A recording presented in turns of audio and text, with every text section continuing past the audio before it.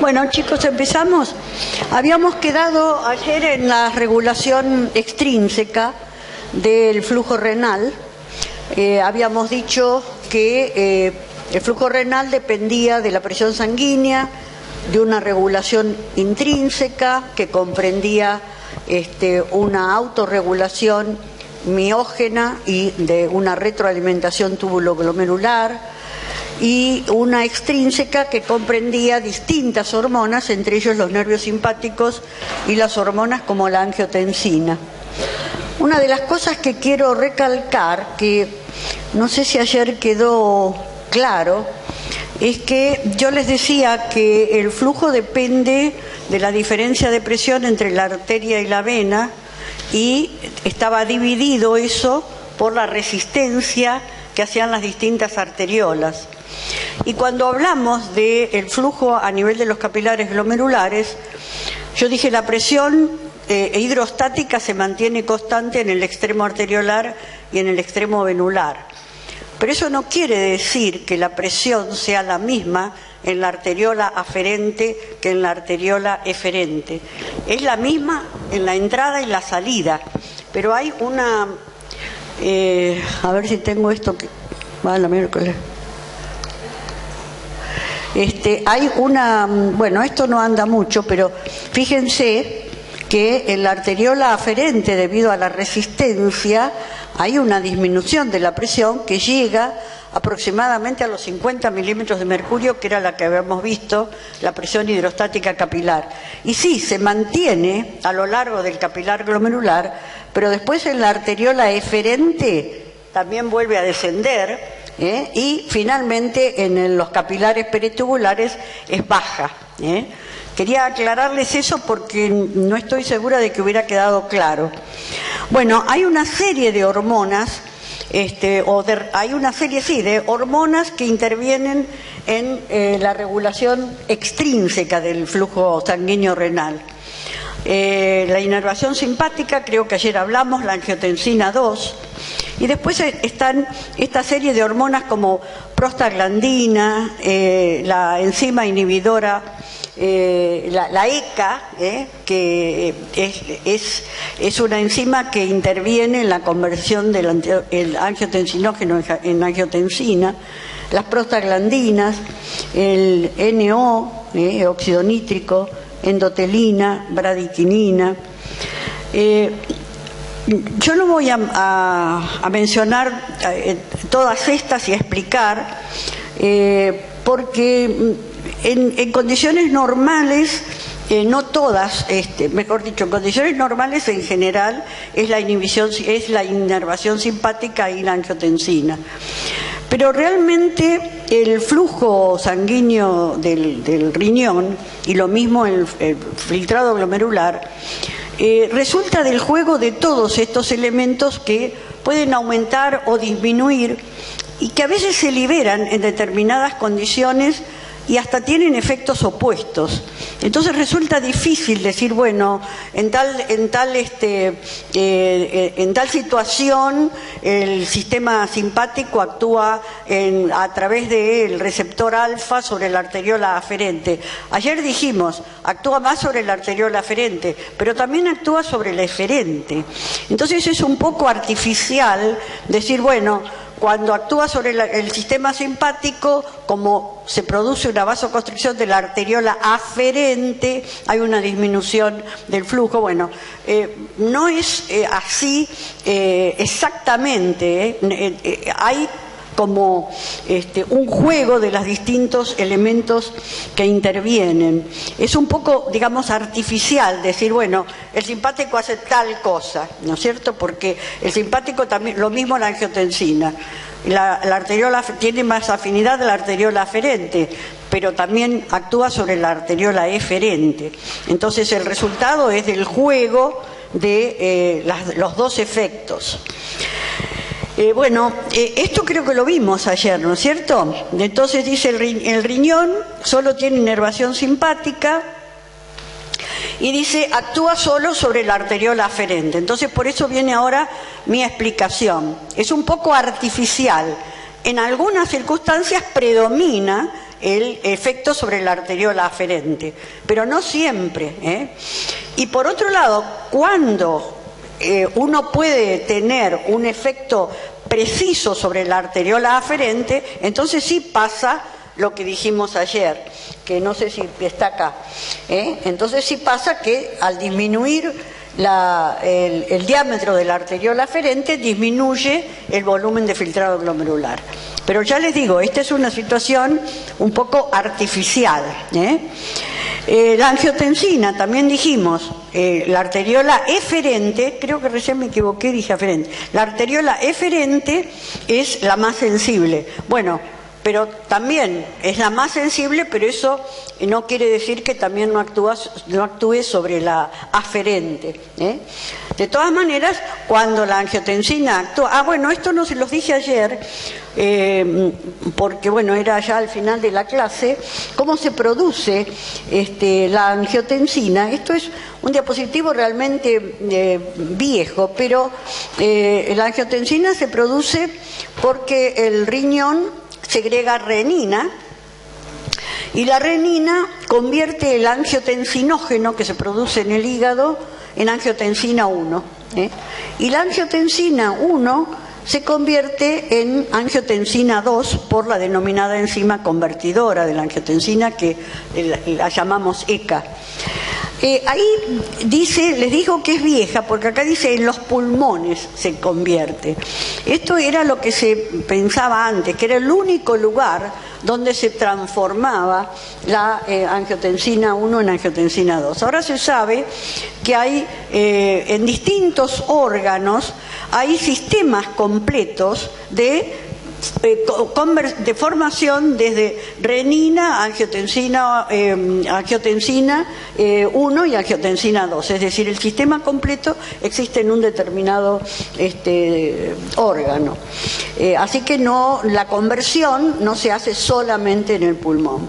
Bueno, y la angiotensina 2 puede actuar en el riñón, como dijimos recién, no solamente actuando sobre el flujo, sobre la arteriola eferente o aferente, sino además determinando o actuando, y eso lo vamos a ver después, sobre la excreción de sodio y agua. Y por otro lado, la angiotensina, sobre todo a través de la aldosterona, es la que hace ese efecto, ¿no es cierto? A través de la aldosterona que se libera a nivel de la glándula suprarrenal, entonces actúa sobre la excreción de sodio y agua, pero eso lo vamos a ver después. Bueno, entonces habíamos visto que como actúa fundamentalmente en la arteriola eferente, eso produce una mayor resistencia y un aumento a este nivel, a nivel del...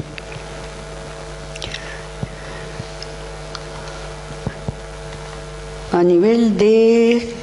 no sé qué es lo que... ahí está.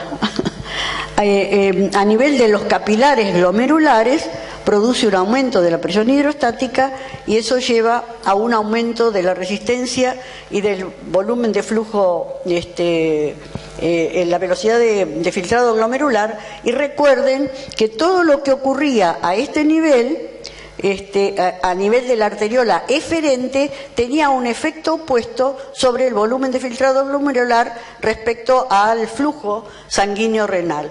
Pero les vuelvo a repetir, esto es como una situación un poco artificial.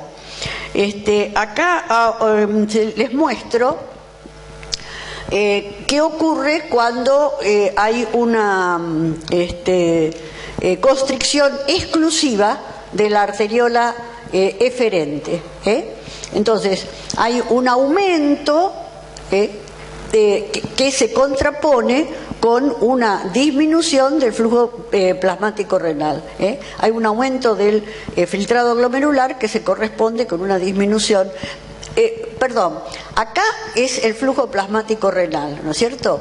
Y acá es el filtrado glomerular. Y fíjense que el filtrado glomerular primero aumenta porque aumenta el flujo plasmático renal, pero después la tasa de filtrado glomerular disminuye porque al disminuir el flujo sanguíneo renal, finalmente disminuye también el filtrado glomerular. Entonces la tasa de filtrado glomerular, que sería la consecuencia de estas dos, finalmente disminuye. ¿Se entiende esto que estoy diciendo o no?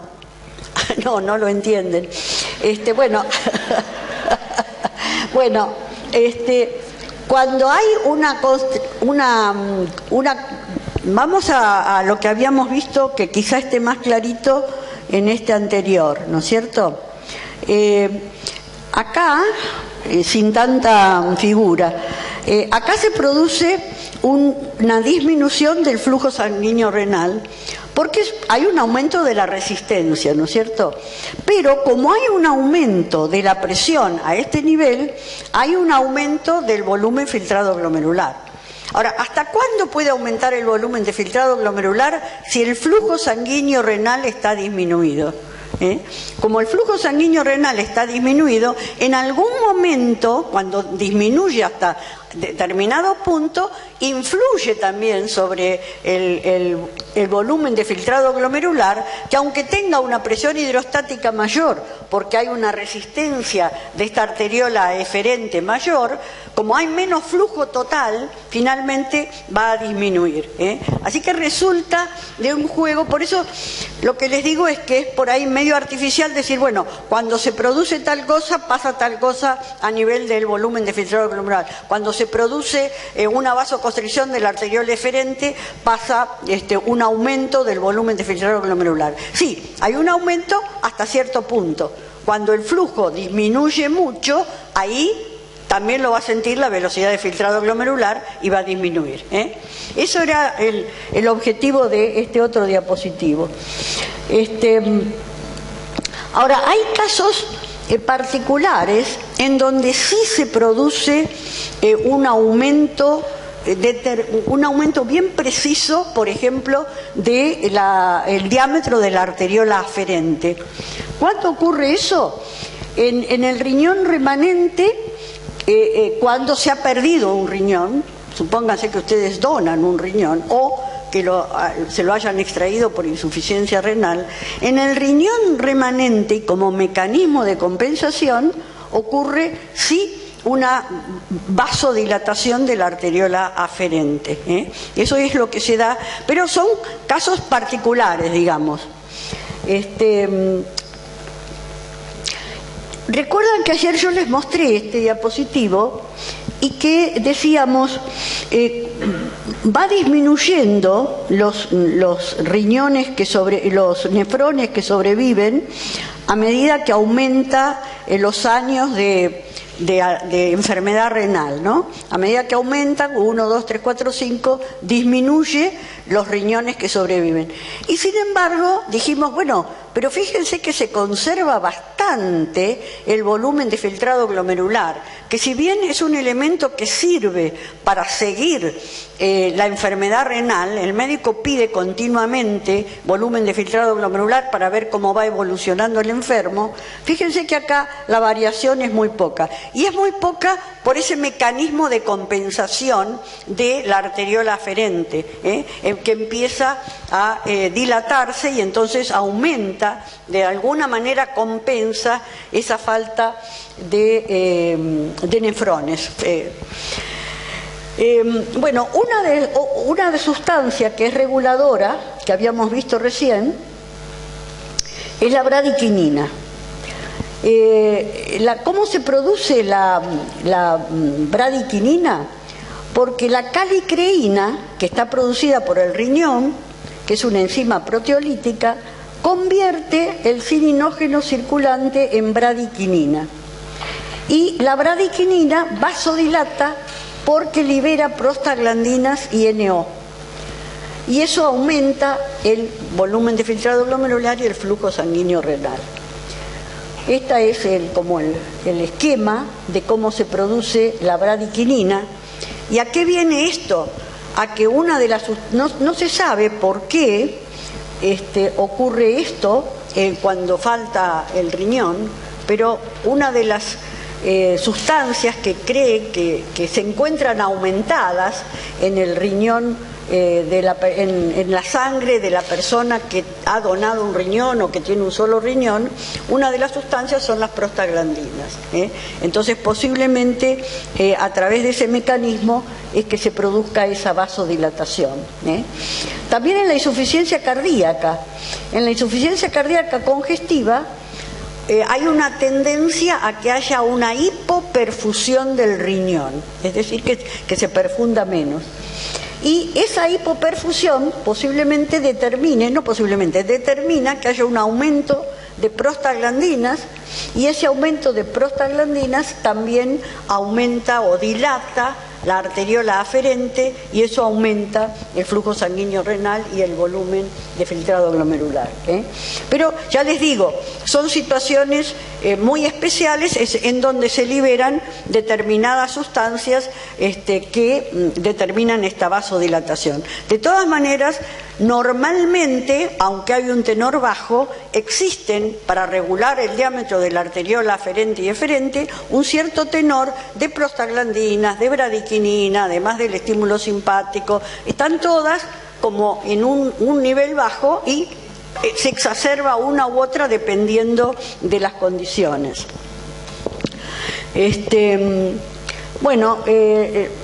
Fíjense, las prostaglandinas pueden no ser activas en condiciones normales, pero cuando hay una hemorragia, sí, son sintetizadas y aumenta entonces el flujo sanguíneo renal. Bueno, vamos ahora a entrar en la medida de la función renal. Aclaramiento plasmático. Este quizá es uno de los temas que por ahí más cuesta entender en riñón, esto y el mecanismo de contracorriente renal. Así que, bueno, lo vamos a explicar y todas las veces que sea necesaria hasta que ustedes sientan que lo entienden. Fíjense que acá dice que el aclaramiento plasmático es una manera de cuantificar el manejo renal de una sustancia. Cuantificar el manejo, cómo el riñón maneja una sustancia. Y se usa frecuentemente para evaluar la función renal. ¿Cómo se define el aclaramiento plasmático? Se define como el volumen de plasma deprivado o aclarado de esa determinada sustancia en la unidad de tiempo. Y eso es lo que por ahí cuesta entender. ¿Por qué el volumen de plasma aclarado?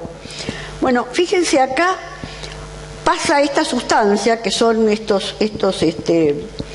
puntitos negros o azules, o violetas, no sé, pasa, por supuesto, diluida en una solución, ¿no es cierto? Diluida en la sangre y después en el plasma cuando pasa al túbulo renal. Entonces pasa en un determinado volumen de líquido. Ahora, después la sustancia se excreta, y ese volumen de líquido que se queda vacío o limpio de la sustancia se reabsorbe. Entonces, la sangre, a través de los capilares peritubulares, gana un volumen de líquido igual al que ha sido depurado de esa sustancia. La sustancia se eliminó, porque uno elimina mucho menos líquido, ya dijimos, de lo que filtra, ¿no es cierto? Entonces, gran cantidad de líquido se reabsorbe. Bueno, en ese líquido iban en solución cantidad de sustancias, pero como el líquido se reabsorbe, la sustancia sola se elimina más concentrada, ¿no es cierto? Porque ahora el líquido disminuyó.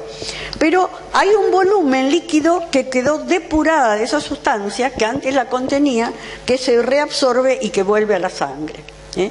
No sé si logran entender ese concepto. Yo creo que acá tengo un... a ver si les puede...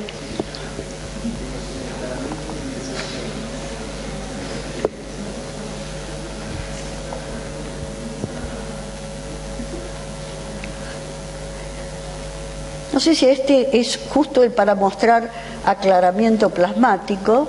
Bueno, ahí va la sustancia diluida. Fíjense que el líquido se reabsorbió y la sustancia se excretó.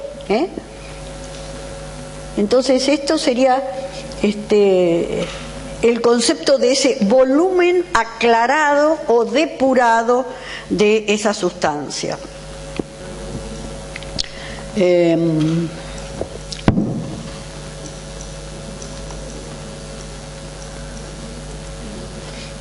Bueno, el aclaramiento plasmático de glucosa.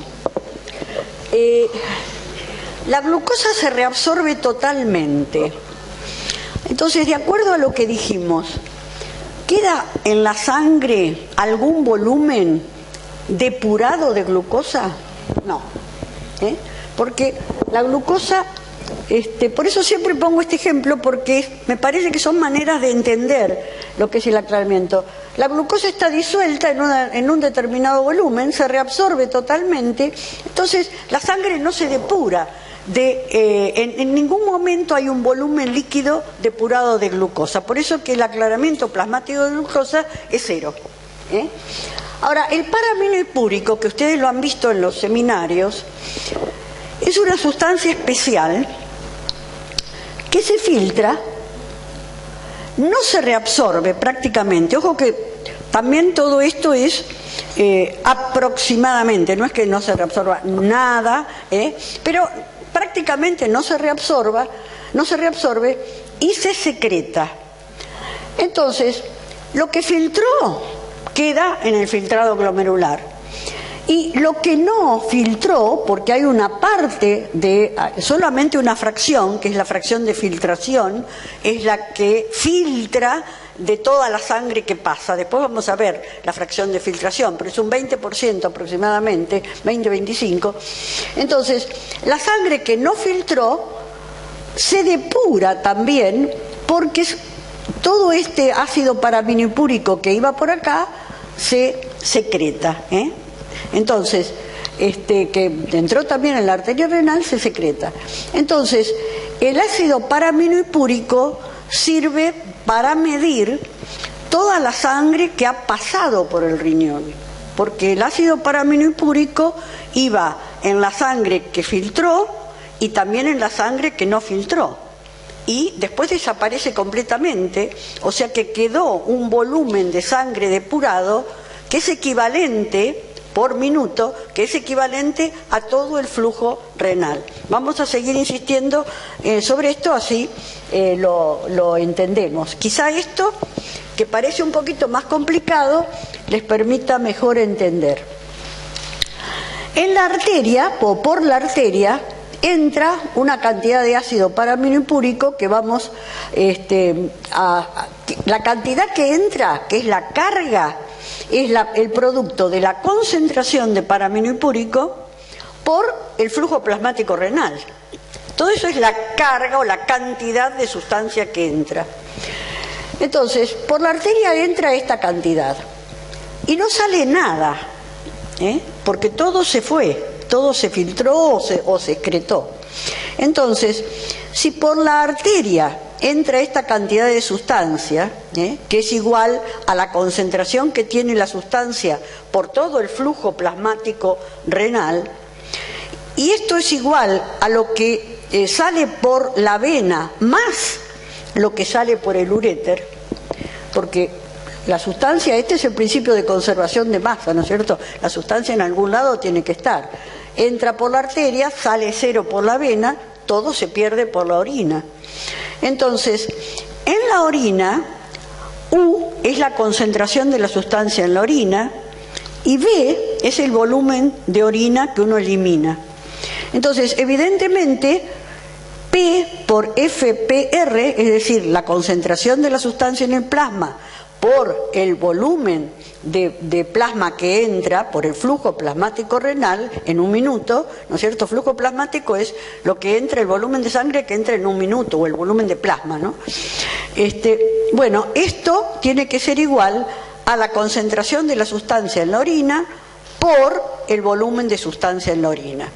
Si yo esta concentración la paso al denominador, me queda que el flujo plasmático renal es igual a U por B sobre P. Y esa es la fórmula de aclaramiento plasmático. La fórmula de aclaramiento plasmático resulta de dividir la concentración de la sustancia en la orina por el volumen de orina eliminado, eso es en el numerador, y en el denominador la concentración de sustancia en el plasma. Entonces, si uno inyecta ácido paraminopúrico, lo único que tiene que hacer es ver la concentración de ácido paraminopúrico en el plasma y después medir lo que se elimina en orina y el volumen de orina. Y eso les va a decir cuál es el flujo plasmático renal. ¿Se entiende cómo es el concepto? Y por eso el aclaramiento plasmático de paraminopúrico sirve para, es decir, se usa para medir el flujo plasmático renal. Es una manera indirecta, pero muy buena, porque si no tendríamos que desangrar o medir por métodos cruentos el volumen de sangre circulante en el riñón. Ayer alguien me preguntó por qué la inulina no sirve para medir el flujo plasmático renal. Bueno, la inulina no tiene la característica que tiene el ácido paraminopúrico de secretarse. La inulina pasa pero no se secreta. Entonces, lo único que permite medir la inulina es lo que pasa por el glomérulo, lo que se filtra. Por eso sirve para medir el volumen de filtrado glomerular. Bueno, esto es más o menos más de lo mismo, ¿no es cierto? El flujo plasmático renal es igual a U por B sobre la diferencia que hay entre la arteria y la vena. En la vena había 0, entonces queda esta la fórmula del flujo plasmático renal, que es lo mismo al aclaramiento plasmático del ácido paraminopúrico. Bueno, y por supuesto el flujo plasmático renal, si uno tiene en cuenta el hematocrito, nos sirve para calcular el flujo sanguíneo renal. El flujo plasmático renal es de 650 mililitros por minuto, pensando en un hematocrito de un 45%, el flujo sanguíneo renal es igual a 1200, habíamos dicho en la clase anterior 1300 mililitros por minuto aproximadamente. Siempre les digo, estamos hablando de los dos riñones. ¿Qué es el ácido paraminopúrico? Bueno, es un ácido orgánico que no se produce en el organismo y además tiene ciertas características. No solo importa que se filtre y se secrete, también no se metaboliza, porque el médico tiene que tener, o el que mide, tiene que tener la seguridad de que lo inyecta y no se va por cualquier lado, ¿no es cierto? No se metaboliza, no disminuye su concentración. Y a bajas concentraciones permite medir el flujo plasmático y el flujo sanguíneo renal. ¿Por qué les parece a bajas concentraciones?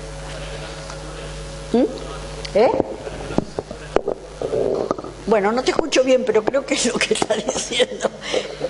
Porque se secreta a través de transportadores. Y entonces llega un momento en que se saturan los transportadores. Entonces, si uno mide, eso es lo que decías, sí, me imaginé. Entonces, si uno mide a altas concentraciones, bueno, los transportadores se van a terminar, y entonces la concentración que uno mide en el plasma no va a poder compararse con la concentración que uno mide en la orina, porque lo que hay en el plasma no pudo pasar debido a que se agotaron los transportadores.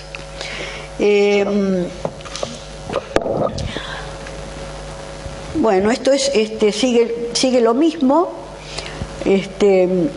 Y ahora vamos a la velocidad de filtrado glomerular, que ya lo dijimos varias veces, ¿no es cierto?, ayer y hoy.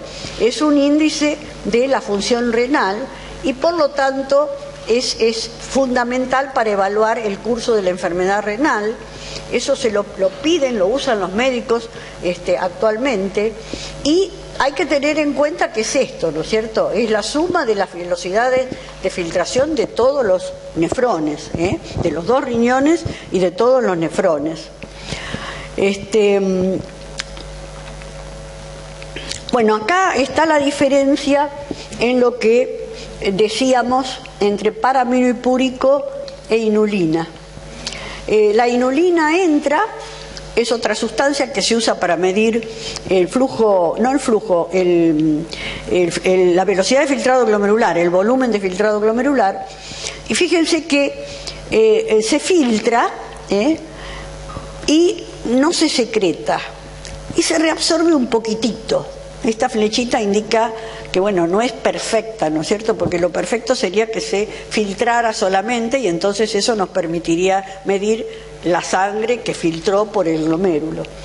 Y en cambio el paraminopúrico se secreta, Por eso es que esto permite medir el flujo sanguíneo renal y esto permite medir el volumen de filtrado glomerular.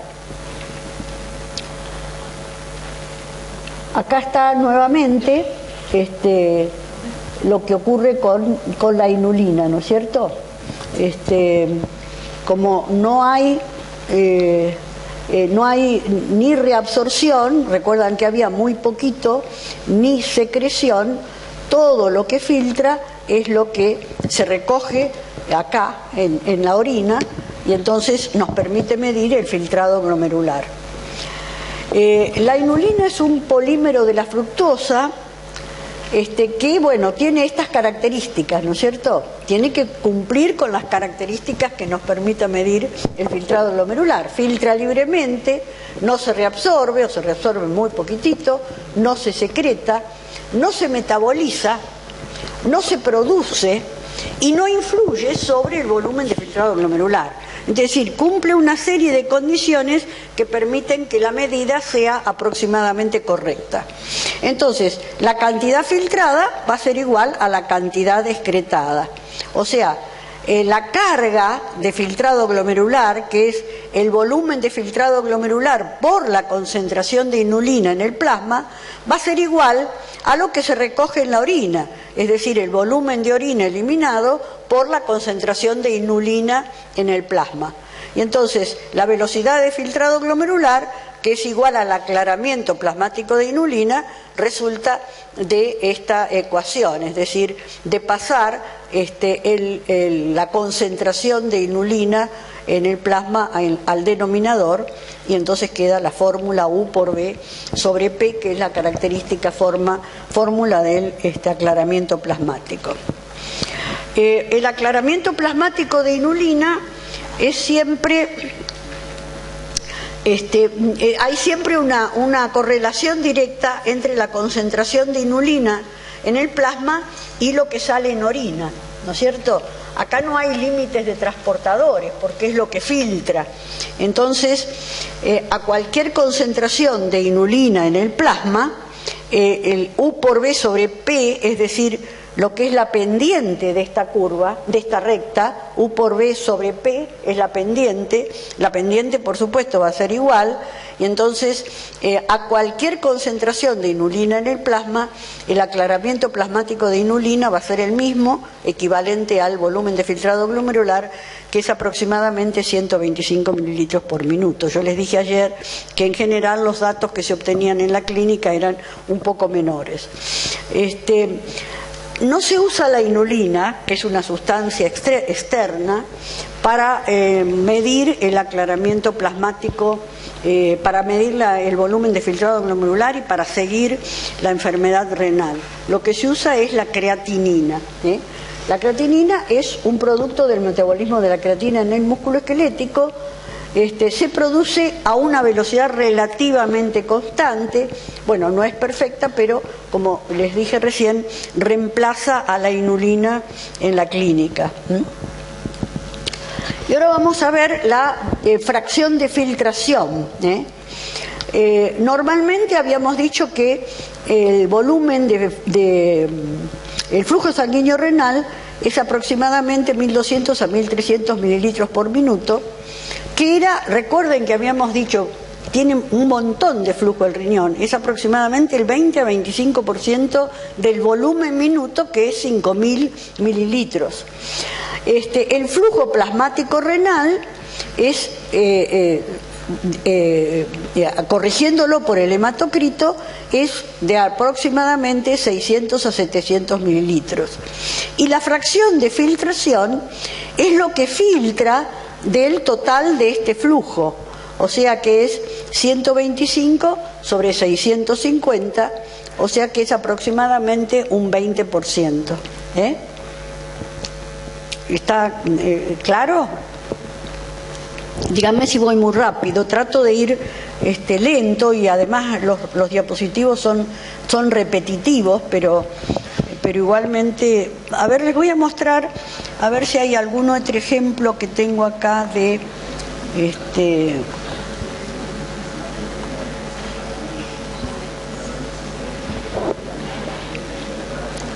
de aclaramiento antes de pasar a absorción. Creo que es el aclaramiento de la glucosa. Fíjense cómo hay parte de la sangre que filtra y parte que sigue. Ahí está la glucosa, se reabsorbió completamente junto con el líquido que en el que iba disuelta.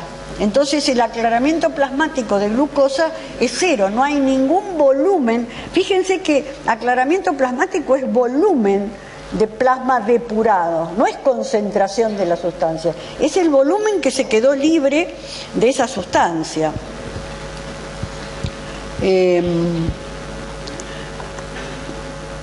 Acá está el del paraminoipúrico. Es una sustancia que lo que no se filtró, fíjense que se secreta. Fíjense que queda depurado completamente, ¿no? No se filtró, se secreta y ahí queda libre todo el volumen que pasó por el riñón, queda libre de paraminoipúrico.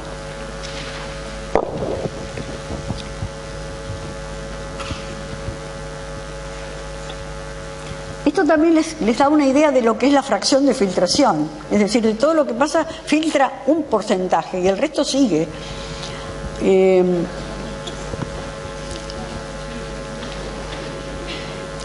A ver, acá creo que tengo el de inulina.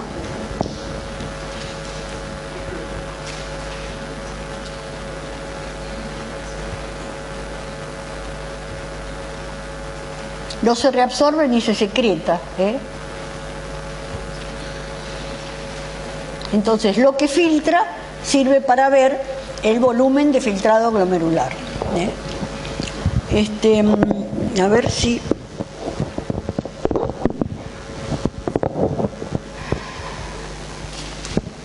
Vamos a seguir un poquito más con absorción.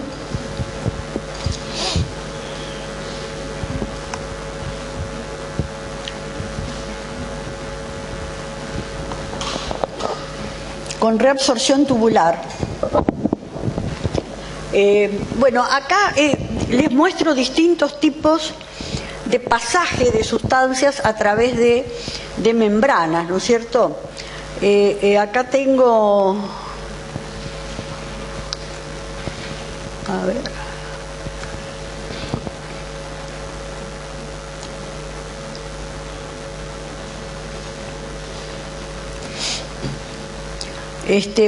un pasaje que es por diferencia de concentración, una difusión simple.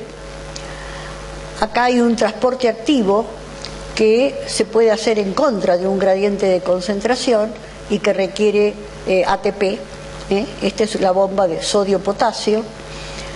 Y después está el transporte activo secundario, que es un transporte que se hace, por ejemplo, el pasaje de sodio, tanto a nivel renal, del epitelio renal, como incluso digestivo, se hace por un gradiente de concentración y un gradiente eléctrico, ¿no es cierto? Porque el sodio extracelular es mayor que el sodio intracelular, es positivo, el interior de la célula es negativo.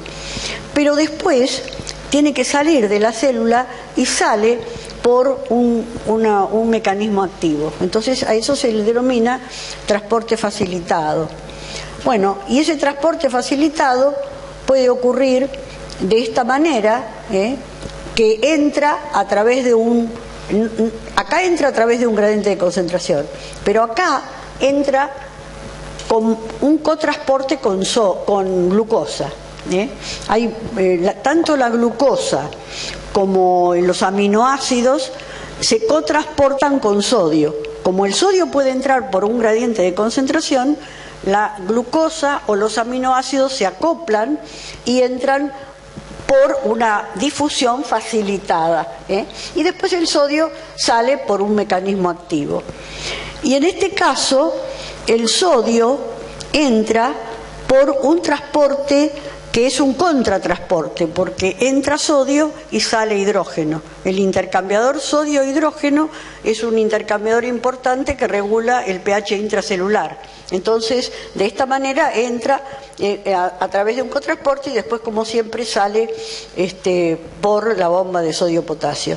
Y acá les indica que hay una serie de contratransportes o intercambiadores, como son el sodio-hidrógeno, que es el que estamos viendo acá, pero también el sodio-calcio. Eso lo vimos cuando estudiamos el músculo cardíaco, no sé si recuerdan.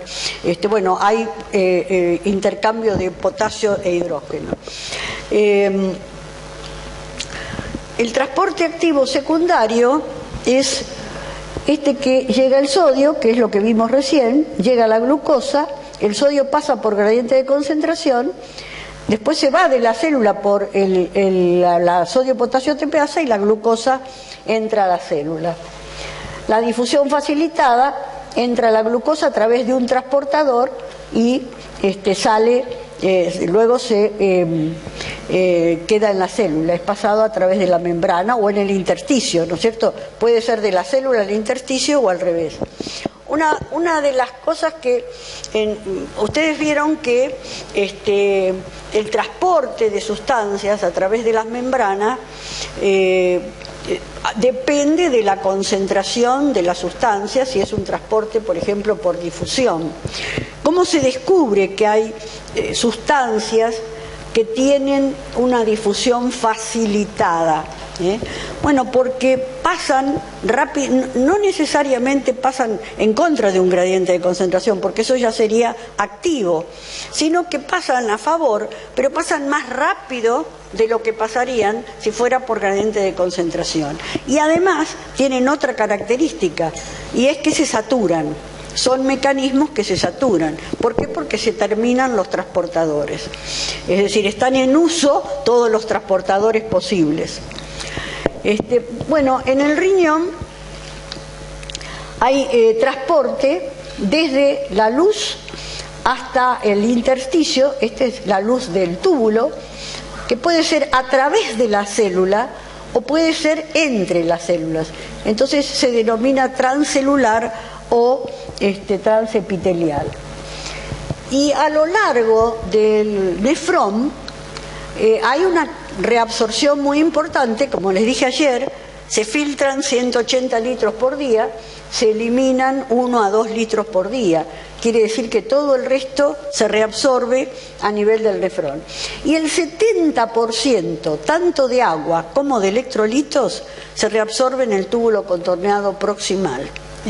Y esa reabsorción es isoosmótica, es decir, se reabsorbe la misma cantidad de agua que de electrolitos, por lo que el líquido, la orina que se está formando, llega al asa de Henle en condiciones isotónicas. ¿Cuál es la osmolaridad del plasma? 300, 310 milimoles por litro. Bueno, esa es la osmolaridad a la que llega el líquido a este nivel. Por más que se reabsorbió gran cantidad de líquido, se reabsorbió junto con solutos y entonces hasta acá la orina es isotónica. Ahora, la osmolaridad empieza a cambiar acá porque esta rama, el del asa de Henle, es impermeable al agua. Entonces no se puede reabsorber agua y en cambio hay un mecanismo activo de reabsorción de solutos, que eso es muy importante para el mecanismo de contracorriente que vamos a ver el viernes. Pero ese transporte activo determina una separación del agua, del líquido, de los solutos. Entonces la orina queda diluida, y en cambio el intersticio queda concentrado. Y eso es lo que produce esa concentración del intersticio a través del mecanismo de contracorriente que, bueno, un gradiente de concentración transversal produce después el mecanismo de contracorriente, y después vamos a ver cómo un gradiente de concentración vertical a todo lo largo de la médula. Entonces acá la orina sale diluida, por eso es que se denominaba, ¿se acuerdan como les dije ayer? Segmento de dilución de la orina, porque se reabsorben electrolitos y no se reabsorbe agua. Bueno, y después está el túbulo distal y conector, donde ya la reabsorción es mucho menor. Fíjense que acá se reabsorben aproximadamente un 15 o un 20% de líquidos y electrolitos. ¿A qué se llama balance glomérulo tubular? Bueno, de toda la carga filtrada de agua y sodio, en el túbulo contorneado proximal se reabsorbe, yo dije 70-80%, ¿no? Pero siempre se reabsorbe lo mismo, Siempre, sea lo cual sea el flujo plasmático, el volumen de filtrado glomerular, siempre se reabsorbe el 70%. Por eso se llama balance glomérulo tubular.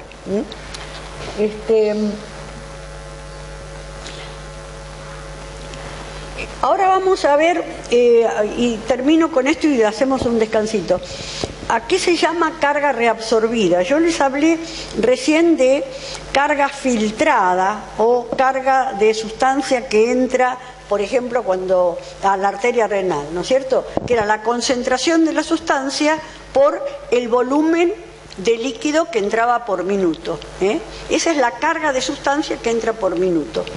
Entonces, si uno le resta a la carga filtrada, es decir, a la concentración de sustancia por el volumen de filtrado glomerular, esa es la carga filtrada, le entra la carga excretada, le resta la carga excretada, que es la concentración de la sustancia eliminada en la orina por el volumen de orina eliminado, tiene la carga reabsorbida.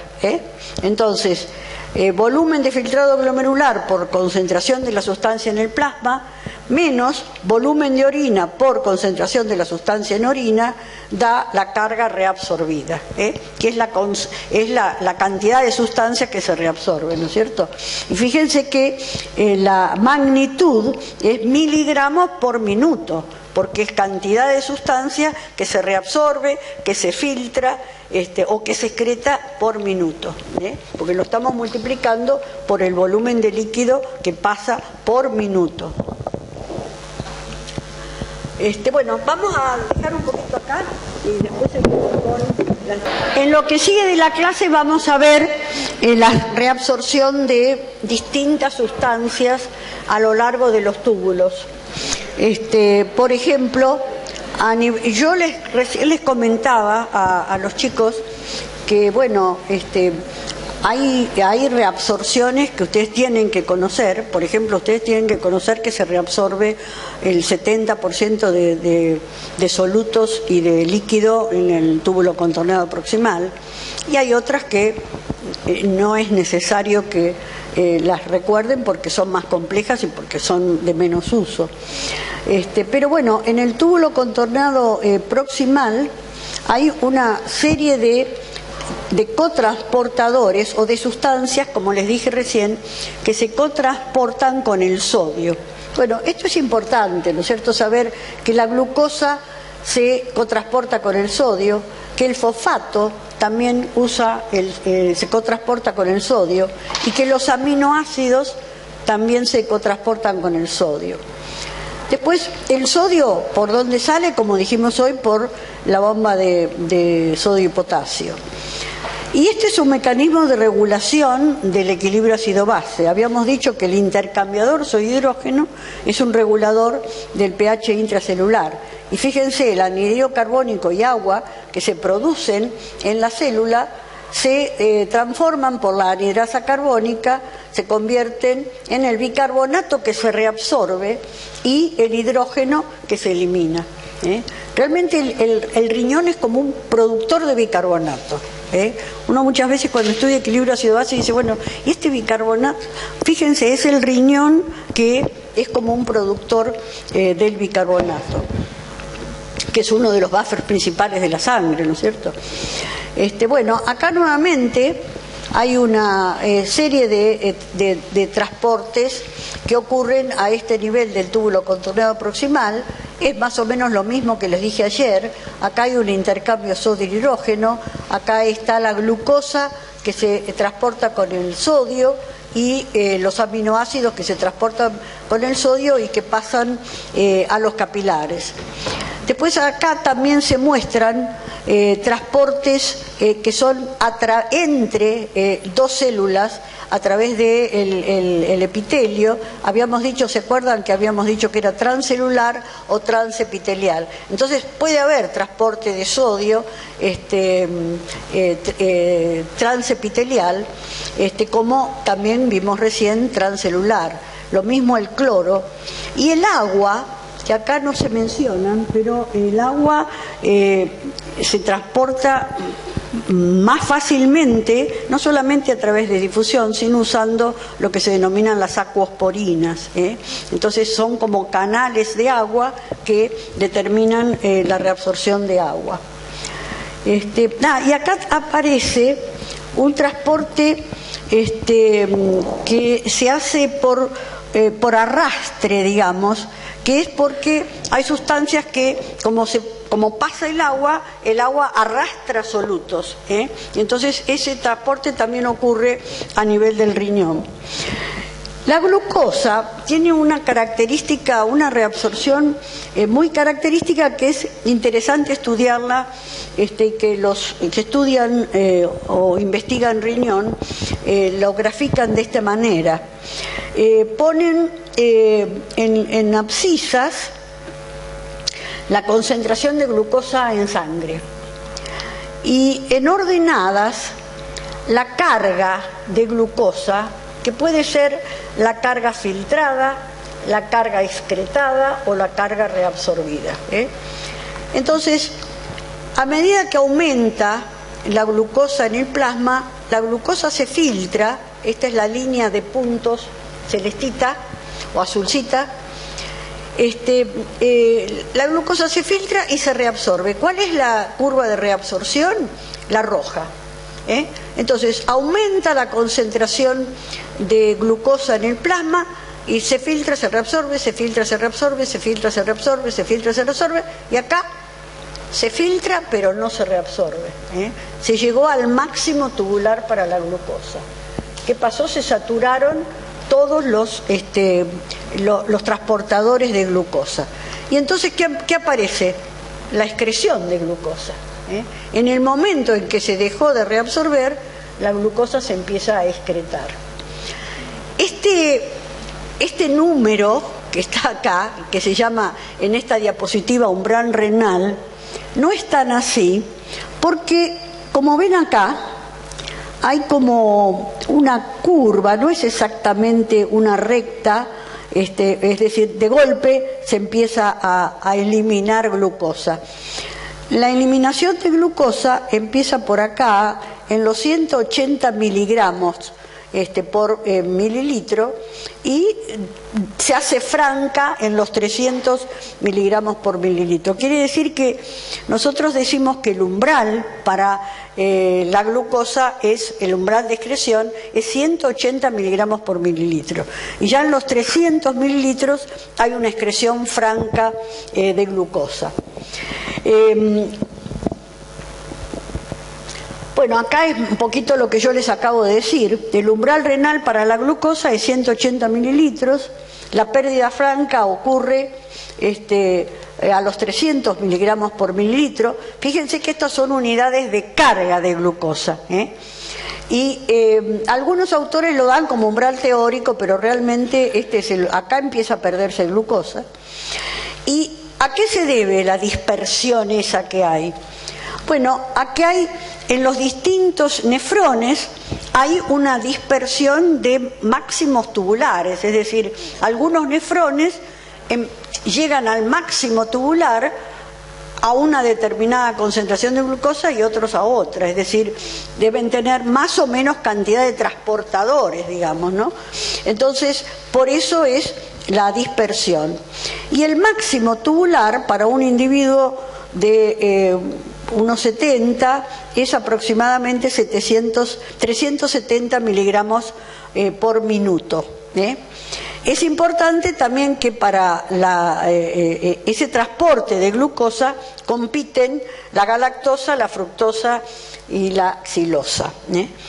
Pero así se estudian los transportes de sustancias en el riñón.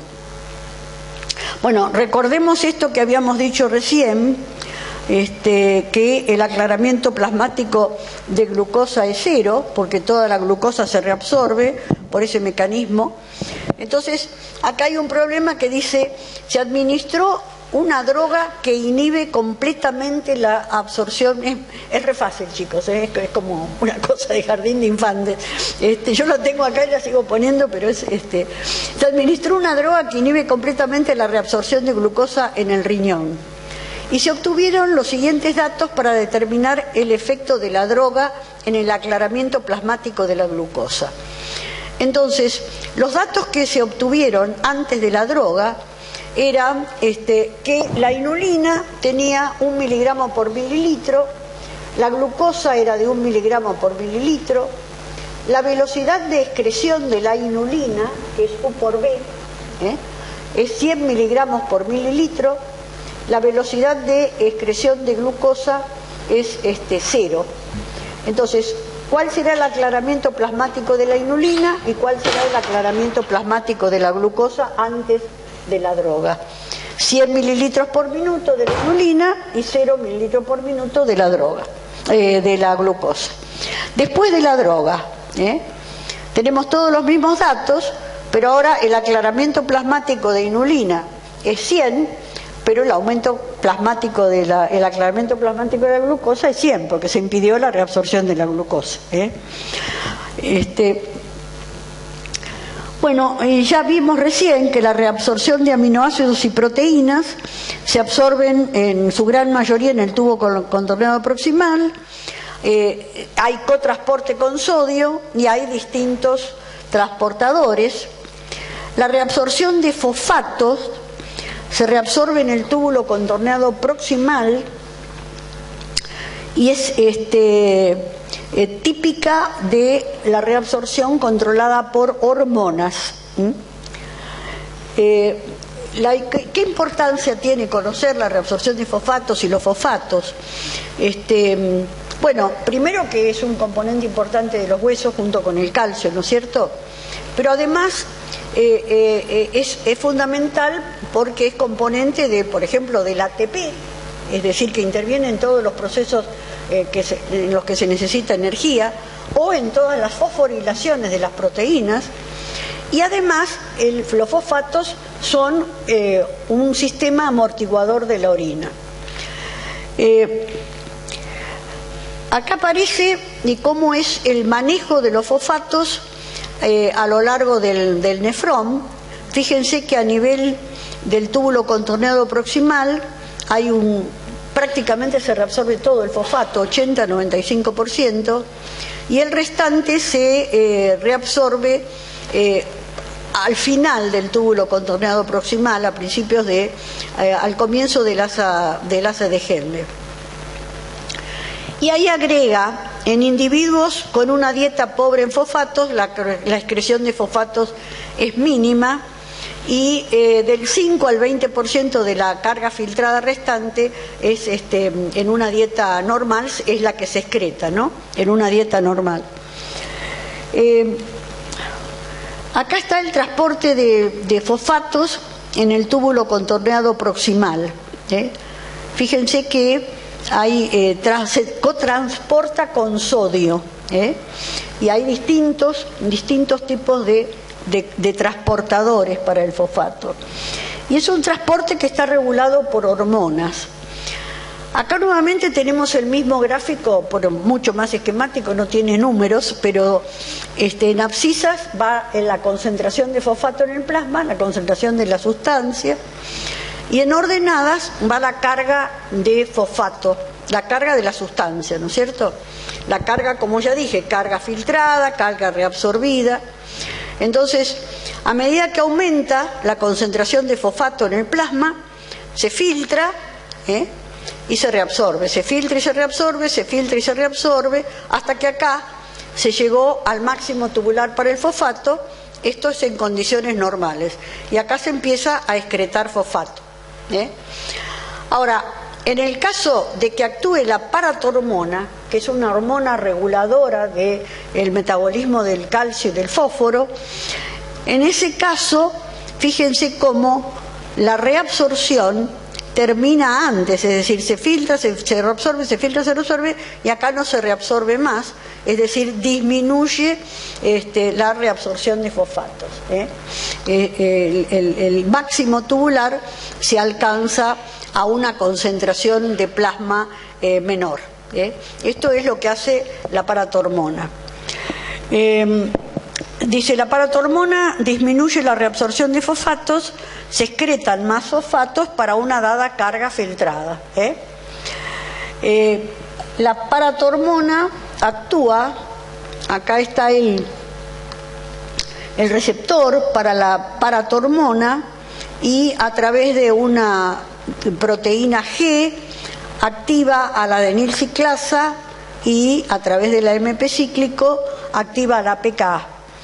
Y también activa a través también del mismo receptor a la proteína quinasa C. Y a través de proteína quinasa A y proteína quinasa C, lo que hace es que estos receptores que están en la membrana produce la endocitosis y la degradación de los mismos, y entonces por eso inhibe la reabsorción de fosfatos. Estos son detalles que no tienen por qué recordarlos o por qué saberlos, pero sí saber que la reabsorción de fosfatos se hace, estos quizás sea demasiado detalle, pero sí saber que se hace o que está regulada por la paratormona, ¿no es cierto? Y que se hace a nivel del túbulo contorneado proximal en un contrasporte con sodio. Los uratos también es algo interesante, cómo se reabsorben. Hay un 90% o más, 100% que se reabsorbe por el túbulo proximal, el túbulo contorneado proximal, pero también hay una secreción de uratos que después es reabsorbida, y finalmente se eliminan aproximadamente un 10% de la carga filtrada. Bueno, hay también transportadores de los uratos que permiten tanto la reabsorción como la secreción de los uratos. ¿Y por qué les traigo acá los uratos? Bueno, la reabsorción de los uratos es algo que se estudia y que tiene cierta importancia clínica porque está alterada en una enfermedad que es bastante frecuente, que es la denominada gota. La gota, dice, se caracteriza por un aumento del ácido úrico en sangre y el líquido intersticial. El ácido úrico proviene del metabolismo de las purinas. Entonces, lo que ocurre es que se depositan, al haber un aumento en la reabsorción de los uratos, se deposita ácido úrico o se precipita en las articulaciones y se producen los denominados tofos. Eso produce mucho dolor, pero además también se deposita en la membrana basal del riñón y eso dificulta la filtración del glomerular, ¿no? El origen es complejo, tiene cambios, se produce por cambios metabólicos. En general es por el exceso de consumo de proteínas, de carne, pero bueno, es una enfermedad que es bastante común y es muy dolorosa, y entonces, bueno, se trata con antiinflamatorios y con úricos, es decir, con medicamentos que impiden la reabsorción del ácido úrico. Y entonces acá aparece cómo se estudia en un gráfico de estos, en donde hay concentración de uratos en el plasma y la carga filtrada o la carga reabsorbida. Bueno, lo que ocurre es que se filtra y se reabsorbe, se filtra, se reabsorbe hasta que se llega al máximo tubular.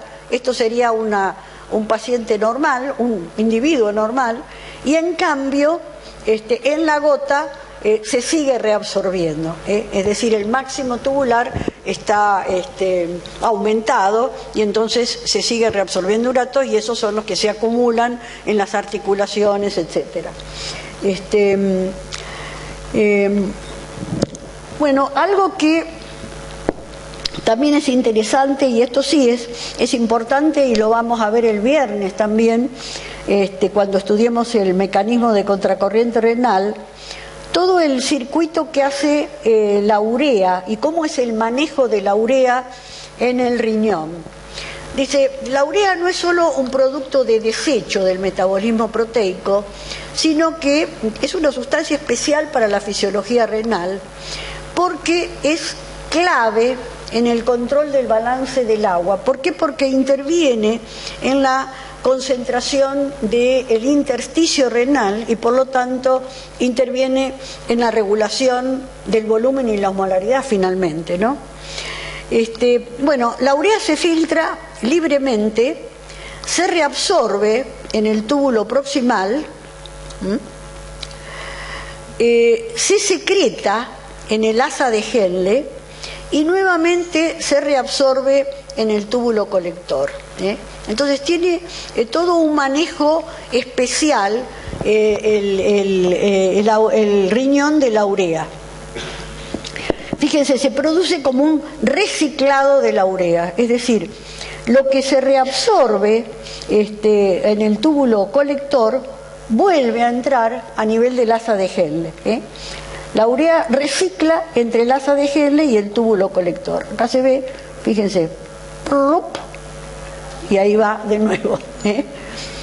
Entonces ese es el camino que hace la urea, y eso es muy interesante porque la urea está concentrada acá y eso contribuye a ese gradiente de concentración longitudinal que ocurre a nivel de la médula del intersticio renal. Los mecanismos de transporte de la urea son diferentes en los distintos puntos del nefrón. Se transporta a través de una ruta paracelular en el túbulo proximal y a través de una ruta transcelular en el asa de Henle y en el túbulo colector. La reabsorción de la urea en el túbulo proximal: se reabsorbe sodio y es seguida por agua, y a medida que el agua abandona el túbulo, la urea se concentra. Entonces, ahí se crea un gradiente que hace que la urea pueda difundir pasivamente. Porque acá las uniones entre las células son débiles, no son muy cerradas.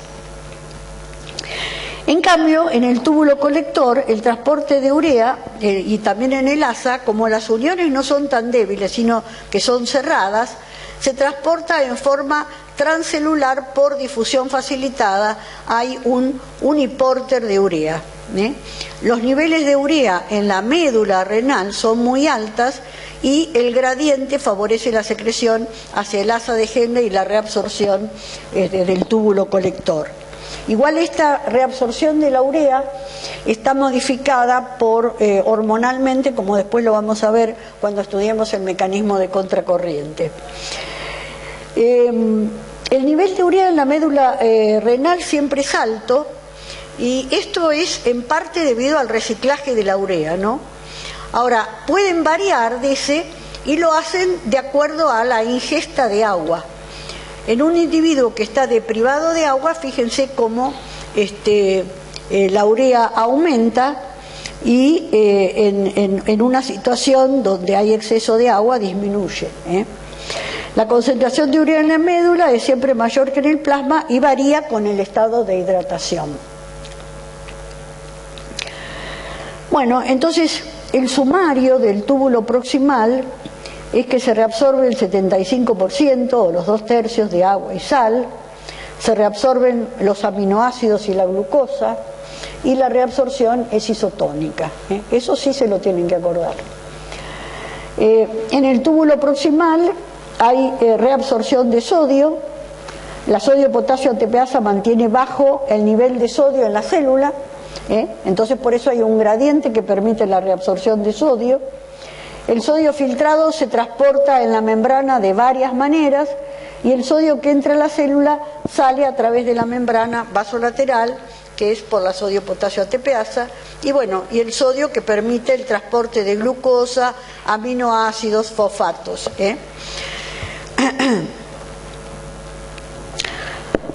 La reabsorción de otros solutos están asociados al sodio y sin la sodio-potasio ATPasa el gradiente no existiría. Todo esto que les estoy remarcando y que les estoy diciendo como sumario, lo escribí específicamente para que sí que lo recuerden, porque son conceptos que nos permiten entender la reabsorción a nivel de los túbulos.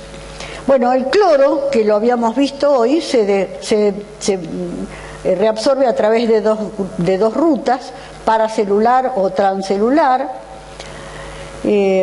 Fíjense que acá el cloro sale con un transportador junto con el potasio, como habíamos dicho hoy, y después esta es la otra ruta paracelular. Y ahora en el asa de Henle, la reabsorción, o tenemos que hablar de un tipo de reabsorción especial que también va a ser muy importante para entender cómo se forma la concentración longitudinal a lo largo de la médula renal. Existe un mecanismo activo de sodio, potasio, 2 cloros que hace salir sodio, potasio y cloro activamente y el asa de Henle es impermeable al agua. Entonces se concentra el intersticio y se diluye la orina. La orina sale de acá diluida.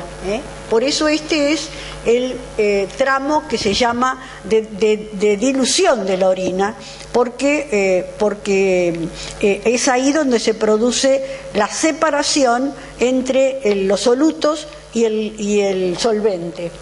Es impermeable al agua, entonces salen solamente solutos.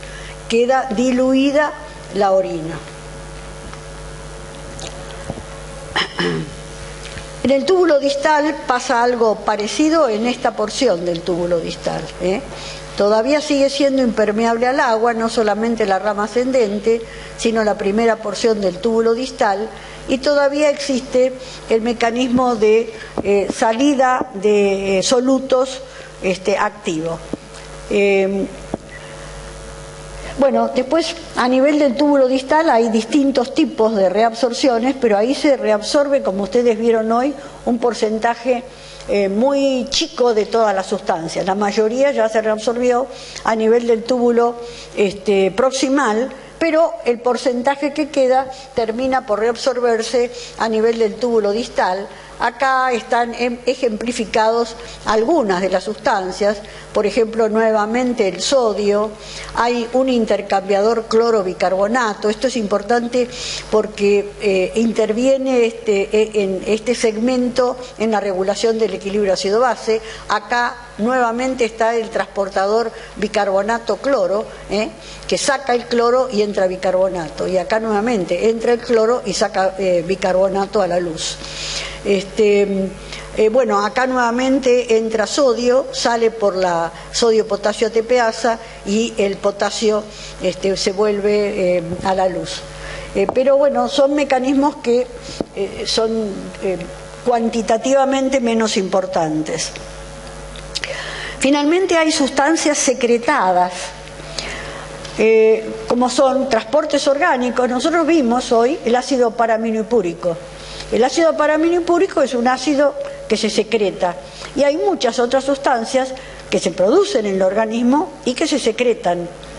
Y también hay un transporte, bueno, tanto de ácidos orgánicos como de bases orgánicas, e incluso hay otros mecanismos que se secretan a través de transportadores. Ahora vamos a ver, si me queda un poquito de tiempo. Sí, tenemos 10 o 15 minutos más. Podemos empezar con el mecanismo de concentración y dilución de la orina, que como vimos ocurría fundamentalmente en las asas de Henle.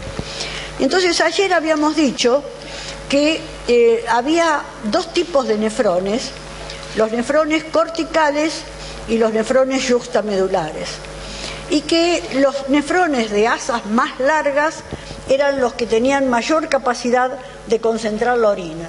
Entonces ustedes tienen que unir capacidad de concentración de la orina con el asa de Henle, con la longitud del asa de Henle, porque es ahí donde se producen los procesos importantes para la concentración de la orina. Esto lo vimos recién.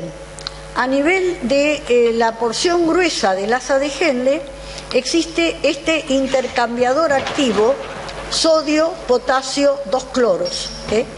Este intercambiador activo determina que finalmente salga el sodio y al intersticio, pero que el sodio y el potasio vuelve, el cloro sale, y entonces se concentra el intersticio fundamentalmente con cloruro de sodio. Es decir, a pesar de que el mecanismo es sodio, potasio, 2 cloros, realmente lo que concentra el intersticio es el cloruro de sodio.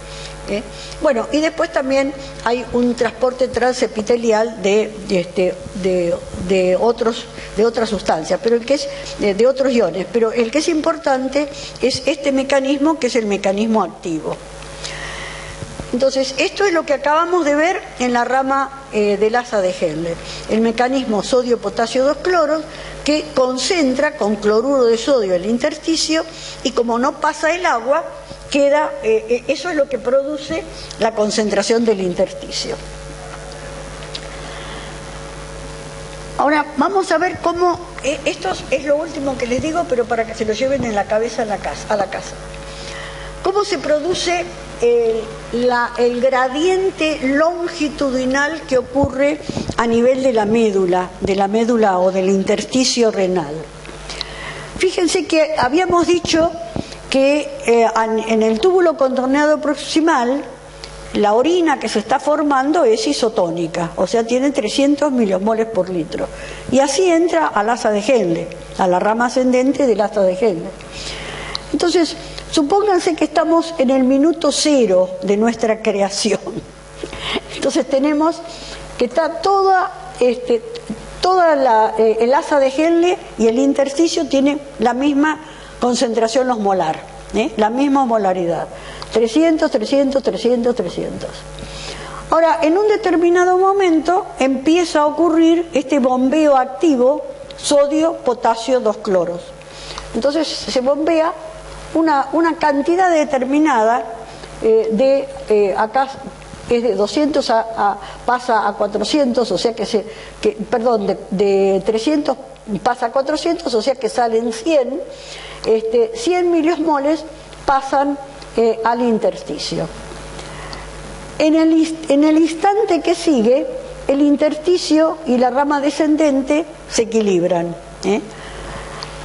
En general, en este diapositivo aparece como que sale el agua y entra soluto, pero la salida del agua es medio discutida porque aparentemente es impermeable el agua.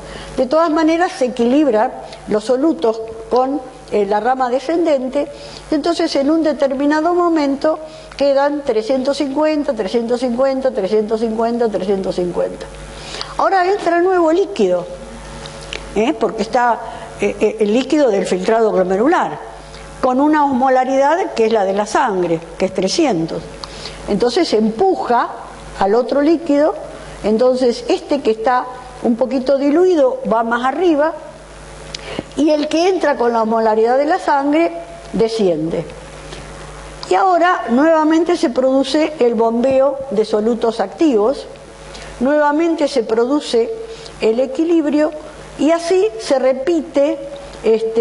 Fíjense cómo acá ya tenemos un aumento de la concentración de solutos en la médula. Antes era 300 y ahora es 375. Si ustedes repiten este juego muchísimas veces, se va a llegar a esto, a que el intersticio va a tener una concentración de aproximadamente 600 milosmoles, que cuando las asas de Henle son largas pueden llegar hasta 1200 milosmoles. Y lo mismo, el asa de Henle va a estar equilibrada, es decir, que cada una de las porciones del asa de Henle longitudinalmente van a estar equilibradas con el intersticio. Y fíjense que en la rama ascendente del asa de Henle sale la orina diluida, sale con menor concentración. Por eso es el segmento de dilución de la orina. Bueno, esto lo vamos a ver mañana en un videíto y después lo vamos, si quieren, a seguir explicando.